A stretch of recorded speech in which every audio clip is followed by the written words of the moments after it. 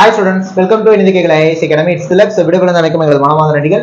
So நம்ம இன்னைக்கு video என்ன பார்க்க போறோம் பாத்தீங்கன்னா group 4 தமிழுக்கு வந்து பாத்தீங்கன்னா நம்ம ஃப்ரீ கிளாसेस போட்டுருக்கோம் YouTubeல. ஆல்ரெடி டே 5 முடிஞ்சிருக்கும்னு நினைக்கிறேன். இன்னைக்கு பார்க்க போறது டே 6. திரும்ப சொல்றேன், நீங்க நம்ம வீடியோஸ் மட்டும் பாத்தீங்கனாலே கண்டிப்பா தமிழ்ல 100க்கு 98 கேள்வி கண்டிப்பா அடிச்சிருவீங்க. புரியுதா? சோ கண்டிப்பா உங்களை 100க்கு 98 எடுக்க வச்சிருவோம். ஏன்னா தமிழ்ல 100க்கு 98 எடுக்கிறது ரொம்ப ரொம்ப முக்கியம். எடுத்தீங்கனாலே நீங்க முக்காவாசி கடலை தாண்டின மாதிரி. சேம் டைம் மேக்ஸுக்கும் ஃப்ரீ கிளாஸ் போடுறோம், ஜிஎஸ்க்கும் ஃப்ரீ கிளாஸ் போடுறோம். மேக்ஸ் ஃப்ரீ கிளாஸ் பாத்தீங்கன்னா 25க்கு 20 எடுத்துருவீங்க. ஜிஎஸ் ஃப்ரீ கிளாஸ் பாத்தீங்கன்னா 75க்கு 60 மேல போயிருவீங்க. கண்டிப்பா நீங்க 180க்கு மேல எடுத்து குரூப் 4 வேலையை வாங்கிடலாம். அதுக்கு நம்ம சேனலை சப்ஸ்கிரைப் பண்ணி வச்சுட்டு போற எல்லா வீடியோஸும் பாருங்க. அவ்வளவுதான், வேற ஒன்றும் இல்ல. ஸோ ஷேர் பண்ணி விடுங்க, லைக் பண்ணுங்க, கமெண்ட் பண்ணுங்க. ஓகேவா? சேம் டைம் நான் இப்போ ஒரு விஷயம் உங்கள்ட்ட சொல்லுவேன், அந்த வீடியோ முடிச்சோன்னு பண்ணுங்க. என்னன்னா கீழே டிஸ்கிரிப்ஷன்ல பாத்தீங்கன்னா civil, ECE, triple, mechanical, CSC, IT இந்த மாதிரி நிறைய லிங்க்ஸ் வச்சிருக்கோம். 2024 நீங்க கண்டிப்பா ஒரு கவர்மெண்ட் ஜாப்க்கு போகணும்னு நினைச்சீங்கன்னா அந்த லிங்கை கிளிக் பண்ணிக்கோங்க. ஏன்னா அதுல ப்ராப்பரா உங்களை கைட் பண்ணணும். ஏன்னா நிறைய டெக்னிக்கல் எக்ஸாம்ஸ் இருக்கு. சார் இந்த டிபார்ட்மெண்ட் இந்த டிகிரி நான் இல்ல சார் வேற படிச்சிருக்கேன்னா உங்களுக்கு டிஎன்பிசி தனி லிங்க் கொடுத்துருக்கோம். நீங்க அதில் ஜாயின் பண்ணிக்கோங்க. உங்களை ப்ராப்பரா அதில் கைட் பண்ணுவோம். கண்டிப்பா நீங்க 2024 ஒரு கவர்மெண்ட் ஜாப்க்கு போயிடலாம். புரியுதா? ஸோ கிளிக் பண்ணுங்க, கண்டிப்பா உங்களுக்கு யூஸ்ஃபுல்லா இருக்கும். சேம் டைம் டிஎன்பிசி குரூப் 4க்கு நம்ம அகாடமில கிளாஸஸ் போயிட்டு இருக்கு. ஸோ ஆன்லைன் டெஸ்ட் வந்தீங்கன்னா ஃபீஸ் 699. இதுல மொத்தமா 80 டெஸ்ட் பிடிஎஃப் கொடுத்துருவோம். ஆன்லைன் கோர்ஸ் வந்தீங்கன்னா இதுல 200க்கும் மேற்பட்ட ரெக்கார்ட் வீடியோஸ் பிளஸ் அந்த 80 டெஸ்ட் பிடிஎஃப் கொடுத்துருவோம். ஃபீஸ் 199 தான். இதுல எது ஜாயின் பண்ணலாம், இந்த 2 நம்பர்ல ஏதாவது நம்பர் கான்டெக்ட் பண்ணி ஜாயின் பண்ணிக்கோங்க. சேம் டைம் அகாடமி திருச்சியில இருக்கு, ஆஃப்லைன்லயே கிளாஸ் போயிட்டு இருக்கு. ஸோ திருச்சி ஸ்டூடெண்ட்ஸ் நேர்ல வந்து நீங்க அட்டெண்ட் பண்ணிக்கலாம். ஸோ டைம் வேஸ்ட் பண்ணாம வாங்க வீடியோக்குள்ள போயிடலாம். ரைட். இப்ப நம்ம என்ன இதுல பார்க்க போறோம்னா, ஆல்ரெடி தமிழ்ல இலக்கியம் இலக்கணம் தான் பார்த்திருந்தோம். தமிழ்ல பகுதி ஈன்னு ஒண்ணு இருக்கு, தமிழ் அறிஞர்களும் தமிழ் தொண்டும். ஏன்னா தமிழை பொறுத்த வரைக்கும் இலக்கணத்துல இருந்து 30 35 கேள்வி எதிர்பார்க்கலாம், இலக்கியத்துல இருந்து 30 35 கேள்வி எதிர்பார்க்கலாம், தமிழ் அறிஞர்களும் தமிழ் தொண்டும்ல இருந்தும் 30 30 கேள்வி எதிர்பார்க்கலாம். பட் இதை நீங்க படிக்கணும்னா ஸ்கூல் புக்ல 6ல இருந்து 12 பழைய புக் புது புக்லாம் தேடி தேடி படிக்கணும். டைம் வேஸ்ட், கஷ்டம். இப்ப நம்ம என்ன பண்ண போறோம்னா ஃபர்ஸ்ட் பாரதியாரை பார்த்து முடிச்சிடலாம். ஏன்னா தமிழ் அறிஞர்களும் தமிழ் தொண்டுங்கிறப்ப நம்ம பாரதிதாசன் பார்க்க போறோம். இந்த ஒரு வீடியோல பாரதியாரை பத்தின ஃபுல் டீடைல் நம்ம பார்த்து முடிச்சிடலாம். ஸ்கூல் புக்ல எங்கெல்லாம் பாரதியார் ரேட்டா இருக்கோ எல்லாமே கலெக்ட் பண்ணி கொண்டு வந்திருக்கோம். இந்த ஒரு வீடியோ பாத்தீங்கன்னா 2 இருந்து 3 கேள்வி எக்ஸாம் கேட்பாங்க. தட்டி தூக்கிட்டு வந்துடலாம். குரூப் 4 இருந்தாலும் குரூப் 2 வந்தாலும். ஓகேவா? சோ வாங்க வீடியோக்குள்ள போயிடலாம். ஃபர்ஸ்ட் பாரதியாரோட இயற்பெயர் என்னது? சுப்பிரமணியம். அவர் எந்த ஊரு? எட்டயபுரம். பெற்றோரு சின்னசாமி ஐயர், லட்சுமி அம்மாள். சேம் டைம் ஆல்ரெடி படிச்சு முடிச்சவங்க ப்ராப்பர் ரிவிஷனா இருக்கும். புதுசா படிக்கிறவங்க என்ன பண்ணுங்க, கொஞ்சம் பாஸ் பண்ணி இல்ல ஃபார்வர்ட் பண்ணி நம்ம சொல்றதெல்லாம் கரெக்டா நோட்ஸ் எடுத்து வச்சு படிச்சீங்கன்னா கண்டிப்பா உங்களுக்கு யூஸ்ஃபுல்லா இருக்கும். புரியுதா? என்னது? பாரதியோட இயற்பெயர் சுப்பிரமணியம். எந்த ஊர்ல பிறந்தாரு? எட்டயபுரம். பெற்றோரு சின்னசாமி ஐயர், லட்சுமி அம்மாள். மனைவி வந்து செல்லம்மாள். காலம் அப்படின்னு பார்த்தோம்னா அவர் என்னைக்கு பிறந்தாரு அப்படின்னா 11/12/1982 அப்ப பிறகுறாரு. 11/9/1921 அப்ப இறக்குறாரு. சோ மொத்தமா 39 ஆண்டுகள் அவர் வாழ்ந்தாரு. இறந்தப்ப அவருக்கு வயசு 39. புரியுதா? ரைட்டு. புனைப்பெயர்கள்னு பார்த்தோம்னா காளிதாசன், சக்திதாசன், சாவித்ரி, ஒரு உத்தம தேசாபிமானி, நித்திய தீரர், ஷெல்லிதாசன். இதெல்லாம் பாரதியாரோட புனைப்பெயர்கள். என்னது? காளிதாசன், சக்திதாசன், சாவித்ரி, ஒரு உத்தம தேசாபிமானி, நித்திய தீரர், ஷெல்லிதாசன். இதெல்லாம் பாரதியாருக்கான புனைப்பெயர்கள். சரி, புனைப்பெயர்கள்னா வேறொரு பெயர்கள் எடுத்துக்கலாம். சிறப்பு பெயர்கள் தனியா இருக்கு. சிறப்பு பெயர்கள்னா அவரை பாராட்டி கொடுத்த பெயர்கள். அப்ப புனைப்பெயருக்கும் சிறப்பு பெயருக்கும் வித்தியாசம் இருக்கு. புரியுதா? புனைப்பெயர்ங்கிறது இப்ப வீட்டுல சும்மா கூப்பிடுவாங்கல்ல அந்த மாதிரி. சிறப்பு பெயர்னா அவரோட சிறப்புக்காக, அவரோட புகழுக்காக, அவரோட பட்டத்துக்காக கூப்பிட்டது. புரியுதா? அப்ப சிறப்பு பெயர்கள் எடுத்தோம்னா நிறைய இருக்கு. புது கவிதையின் முன்னோடி அப்படின்னு சொல்லுவாங்க. பைந்தமிழ் தேர்பாகன் அப்படின்னு சொல்லுவாங்க. பைந்தமிழ் தேர்பாகன் அவரை சொன்னது யாருன்னா பாவேந்தர் பாரதிதாசன் தான் சொன்னாரு. சிந்துக்கு தந்தை அப்படின்னு சொன்னதும் பாவேந்தர் பாரதிதாசன் தான். நீடு துயில் நீக்க பாடி வந்த நிலா அப்படின்னு பாவேந்தர் பாரதிதாசன் சொன்னாரு. காடு கமலும் கற்பூர சொற்கோ அப்படின்னு பாவேந்தர் பாரதிதாசன் சொல்றாரு. பாட்டுக்கொரு புலவன் பாரதி அப்படின்னு கவிமணி தேசிய விநாயகம் பிள்ளை பாரதியார் சொல்றாரு. தற்கால இலக்கியத்தின் விடிவெள்ளின்னு ஒரு பாட்டு பேர் இருக்கு, அவருக்கு சிறப்பு பேர் இருக்கு. தேசிய கவி, விடுதலை கவி, அமர கவி, முன்னறி புலவன், மகா கவி, உலக கவி, தமிழ் கவி, மக்கள் கவிஞர், வரகவி. இதெல்லாம் பாரதியாருக்கான சிறப்பு பெயர்கள். இதெல்லாம் உங்களுக்கு தெரிஞ்சிருந்திருக்கும். நான் ஜஸ்ட் அப்படியே ரிவிஷன் பாயிண்ட் ஆஃப் வியூல உங்களுக்கு சொல்றேன். கண்டிப்பா உங்களுக்கு கோ த்ரூ ஆகும். புரியுதா? ரைட். இவர் எழுதின உரைநடை நூல்கள் என்னென்ன அப்படின்னா ஞான ரதம். ஞான ரதம்ங்கிறது இவர் எழுதின உரைநடை நூல். இதுல குறிப்பிடத்தக்க ஒரு விஷயம் என்னன்னா தமிழ்ல வந்த முதல் உரைநடை காவியம் இதுதான். புரியுதா? தராசு இவர் எழுதின உரைநடை நூல்.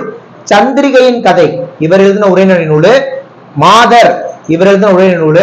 கலைகள் இவர் எழுதின உரைநடை நூல். சரியா? இதெல்லாம் பாரதியார் எழுதின உரைநடை நூல்கள். இப்ப இதெல்லாம் நீங்க படிச்சுக்கிட்டீங்கன்னா கீழ்கண்டவுடன் இது பாரதியார் உரைநடை நூல் கேட்டாங்கன்னா அடிச்சுட்டு வந்துடலாம். புரியுதா? இதுக்காக நம்ம சொல்றோம். அடுத்து இவர் எழுதின கவிதை நூல்கள் அப்படின்னு ஒரு சில விஷயங்கள் இருக்கு. அது என்னன்னா இவர் எழுதின கவிதை நூல்கள். அப்ப உரைநடை நூல் கவிதை நூலுக்கு வித்தியாசம் இருக்கு. உரைநடைனா அப்படியே தியரி மாதிரி இருக்கும், கவிதைனா பாடல். புரியுதா? அந்த மாதிரி விஷயங்கள். அப்ப பாரதியார் எழுதின கவிதை நூல்கள் என்னன்னா கண்ணன் பாட்டு, குயில் பாட்டு, பாஞ்சாலி சபதம், காட்சி, புதிய ஆத்திச்சூடி, பாப்பா பாட்டு, பாரத மாதா திருப்பள்ளி எழுச்சி, பாரத தேவியின் திருத்த சாங்கம், விநாயகர் நான்மணி மாலை. இதெல்லாம் பாரதியார் எழுதியிருக்க கவிதை நூல்கள். புரியுதா? அடுத்து இவர் நிறைய சிறுகதைகள் எழுதியிருக்காரு. புரியுதா? சோ என்னென்ன சிறுகதைகள் எழுதியிருக்காரு சார் அப்படின்னு கேட்டீங்கன்னா திண்டிம சாஸ்திரி, பூலோக ரம்பை, ஆறில் ஒரு பங்கு, ஸ்வர்ண குமாரி, சின்ன சங்கரன் கதை, நவதந்திர கதைகள், கதை கொத்து. புரியுதா? இதெல்லாம் அவர் எழுதின சிறுகதைகள். பட் அந்த கதை கொத்துன்னு ஒண்ணு சொன்னல, அதுக்குள்ள நிறைய கதைகள் உள்ளடங்கி இருக்கும். அது ஒரு கதை தொகுப்பா இருக்கு. புரியுதா? அடுத்து இவர் ஒரு நாடகம் எழுதியிருக்காரு. அந்த நாடகத்துக்கு பேரு ஜெக சித்திரம். ஜெக சித்திரம். சரி, இவரை பத்தின பொதுவான குறிப்புகள் என்னென்ன அப்படின்னு நம்ம பார்த்தோம் அப்படின்னா இவருக்கு நிறைய விஷயங்கள் இருக்கு.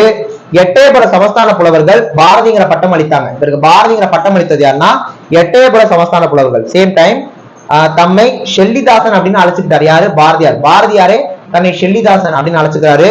அவரோட பூநூல கனகலிங்கம் அப்படிங்கிற ஆதி திராவிடருக்கு அழிச்சாரு. புரியுதா? இது ரொம்ப ஃபேமஸான இன்சிடென்ட். பாரதியார் பத்தி படிச்சவங்க எல்லாருக்குமே இந்த விஷயம் தெரியும். புரியுதா? சோ தன்னோட பூணூல்ங்கிறது ஒரு சாரா இருக்குதா அப்படின்னு இல்லாம எல்லாருக்கும் போகணும் அப்படின்ட்டு தன்னோட பூணூலை கழட்டி யாருக்கு கொடுக்குறாரு? கனகலிங்கம் அப்படிங்கிற ஆதி திராவிடருக்கு கொடுத்தாரு. யாரு? பாரதியாரு. தம் பாடல்களுக்கு தாமே மெட்டு அமைத்த கவிஞர் அவர் தான். 1905 சக்கரவர்த்திங்கிற இதழ தொடங்குறாரு.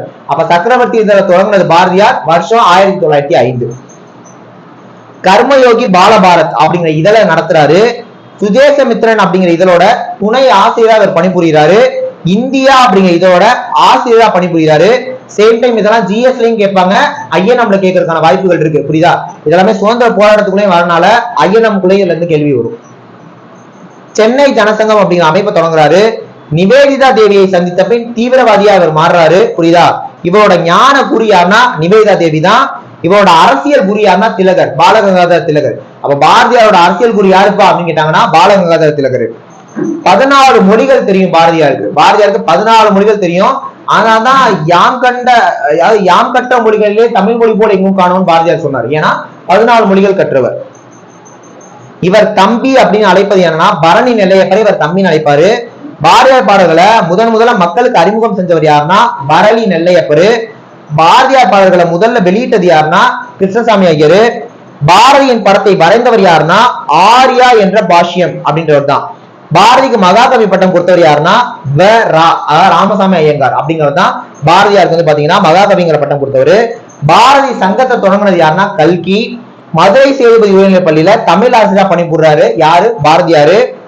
இவரோட முதல் பாடல் வெளிவந்த இதழ் என்னன்னா விவேக பானு. புரியுதா? இவரோட முதல் பாடல் வெளிவந்த இதழ் விவேக பானு 1904 வருது. இதோட தலைப்பு என்னன்னா தனிமை இரக்கம். இவர் கீதைய தமிழ்ல மொழிபெயர்த்திருக்காரு. யாரு? பாரதியாரு. பதஞ்சலி சூத்திரத்திற்கு உரை எழுதியிருக்காரு. தாகூரின் சிறுகதைகள் 11 தமிழ்ல மொழிபெயர்த்திருக்காரு. பாரதியார் நெல்லையப்பருக்கு எழுதிய கடிதத்துல தமிழை விட மற்றொரு பாஷை சுகமாக இருப்பதை பார்க்கும் போது எனக்கு வருத்தம் உண்டாகிறது. தமிழனை விட மற்றொரு சாதிய அறிவிலும் வலிமையிலும் உயர்ந்திருப்பது எனக்கு சம்மதம் இல்லை அப்படின்னு குறிப்பிட்டாரு. யாரு? பாரதியார். நெல்லையப்பருக்கு எழுதின கடிதத்துல உரைநடை எப்படி இருக்கணும் அப்படிங்கிறதுக்கு கூடியவரை பேசுவது போலவே எழுதுவதுதான் உத்தமம் என்பது என்னுடைய கட்சி அப்படின்னு சொன்னது யாரு? பாரதியார். தமிழ்ல முதல்ல கருத்து படங்கள் வெளியிட்டதும் பாரதியார் தான். புரியுதா? இதெல்லாம் இவர்கிட்ட இருக்கக்கூடிய பொதுவான குறிப்புகள். சிறப்புன்னு பாத்தீங்கன்னா கவிதையில் சுயசரிதம் எழுதிய முதல் கவிஞர் இவர் தான். பரணி நெல்லையப்பர் பாரதியார் ஒரு அவதார புருஷர். இவர் நூலை தமிழர் வேதமா கௌரவப்படுத்தணும் அப்படின்னு சொல்றாரு. யாரு? பரணி நெல்லையப்பர். நாமக்கல் கவிஞர் என்ன சொல்றாருன்னா பாரதியை நினைத்திட்டாலும் சுதந்திரத்தின் ஆவேசம் சுருக்கென்று ஏறும், இந்தியன் நான் என்றிடும் நல்லிருமாப்பு உண்டாம் அப்படின்னு நாமக்கல் கவிஞர் சொல்றாரு. கவிமணி சொன்னது பாட்டுக்கொரு புலவன் பாரதி. அதை ஆல்ரெடி பார்த்தோம். கவிமணி இவரின் பாப்பா பாட்டில் நெஞ்சை பறி கொடுத்தேன் அப்படின்னு சொல்றாரு. பாரதியின் சுயசரிதம் தான் தமிழ்ல வந்த முதல் சுயசரிதம். சேம் டைம் அனைவருக்கும் தாய்நாடு என கூற பாரதி மட்டும் தந்தையர் நாடு அப்படின்னு சொல்றாரு. எல்லாமே தாய்நாடு அப்படின்னு சொல்றாங்க இந்தியாவை, இவர் தந்தையர் நாடுன்னு சொல்றாரு பாரதியார். சேம் டைம் பாரதியார் சொன்ன ஃபேமஸான ஸ்டேட்மெண்ட்ஸ் என்னன்னா, யாமறிந்த மொழிகளிலே தமிழ் மொழி போல் இனிதாவது எங்கும் காணும். பாரதியார் சொன்ன ஸ்டேட்மெண்ட், சொல்லில் உயர்வு தமிழ் சொல்லே அதை தொழுது படித்திட பாப்பா அப்படின்னு சொல்றது பாரதியாரு. மாதர் தம்மை இழிவு செய்யும் மடமையை கொளுத்துவோம் சொன்னவர் பாரதியாரு. ஏன்னா பெண்களுக்கெல்லாம் அடிமைப்படுத்த கூடாதுங்கிறதுல உச்சகட்டமா நின்னாரு பாரதியார். ஏழை என்றும் அடிமை என்றும் எவனும் இல்லை சாதியில் சொன்னவர் பாரதியாரு. உள்ளத்தில் உண்மையொளி உண்டாயின் பாரதியாரு. வாக்கினிலே ஒளி உண்டாம் சொன்னது பாரதியாரு. தர்மத்தின் வாழ்வதனை சூதுகவும் செந்தமிழ் நாடு என்ற போதினிலே, இதெல்லாம் சொன்னது பாரதியார். புரியுதா? சேம் டைம் பாரதி நீ கண்ட புதுமை பெண் எங்கே ஃபேமஸான டைலாக்ஸ் கூட இருக்கு. ஸோ புதுமை பெண்களை உருவாக்குறதுல பாரதியார் உச்சகட்டமா இருந்திருக்காரு. ஸோ இந்த வீடியோல பாரதியார் பேரு, உண்மையான பேரு, அப்பா அம்மா, பிறந்தது எங்க, வருஷம், இறந்த நாள், புரியுதா? ஸோ அவர் எழுதின நூல்கள், சிறுகதை நூல்கள், கவிதை நூல்கள், உரைநடை நூல்கள், சேம் டைம் அவருக்கான பேர்கள், புரியுதா? எல்லாமே இந்த வீடியோல பார்த்து முடிச்சிட்டோம். அவரான சிறப்பு குறிப்பு எல்லாம் பார்த்து முடிச்சிட்டோம். இந்த ஒரு வீடியோ தாண்டி பாரதியார் இருந்து கேள்வி கேட்கவே மாட்டாங்க. 2 அல்லது 3 கேள்வி வரும். வந்தா இந்த ஒரு வீடியோ பார்த்தா போதும், அடிச்சுட்டு வந்துடலாம். புரியலன்னா திரும்ப ஒரு வாட்டி ரிவைண்ட் பண்ணி பாருங்க, திரும்ப ஒரு வாட்டி பாருங்க, நோட்ஸ் எடுங்க, படிச்சு முடிச்சிடலாம். ஏன்னா எல்லா இடத்துலயும் இந்த விஷயங்கள் இருக்கு, நம்ம எல்லாத்தையும் தொகுத்து கொண்டு வந்துருக்கோம். இதே மாதிரி வரப்போற நாட்கள தமிழுக்கு இலக்கண வீடியோஸ், இலக்கிய வீடியோஸ், தமிழர்களும் தமிழ் தொண்டு வீடியோஸும் வரும். அடுத்தடுத்து பாரதிதாசன், ஏன்னா எழுத்து நகரோட பாதி முடிச்சிருந்தோம், அதோட கண்டினியூஷன் வரும். சேம் டைம் இலக்கியத்துல திருக்குறளும் சிற்றக்கியம் மட்டும் பார்த்துருந்தோம், அதோட கண்டினியூஷன்லாம் உங்களுக்கு வரிசையா வரும். அதுக்கு நீங்க பண்ண வேண்டிய ஒரே விஷயம், சேனலை சப்ஸ்கிரைப் பண்ணி வச்சுட்டு போற பாக்குறது மட்டும்தான். ஓகேவா? ஸோ வீடியோ முடிக்கிறதுக்கு முன்னாடி குரூப் 4க்கு நம்ம அகாடமிக் கிளாஸஸ் போயிட்டு இருக்கு. இது ஃபீஸ் டீடைல் ஸ்டார்டிங்லேயே சொல்லியிருப்பேன். ஜாயின் பண்ண நினைக்கிறவங்க இந்த 2 நம்பர்ல ஏதாவது ஒரு நம்பர் கார்டு ஜாயின் பண்ணிக்கலாம். நெக்ஸ்ட் ஒரு முக்கியமான வீடியோல பார்க்கலாம். தேங்க்யூ.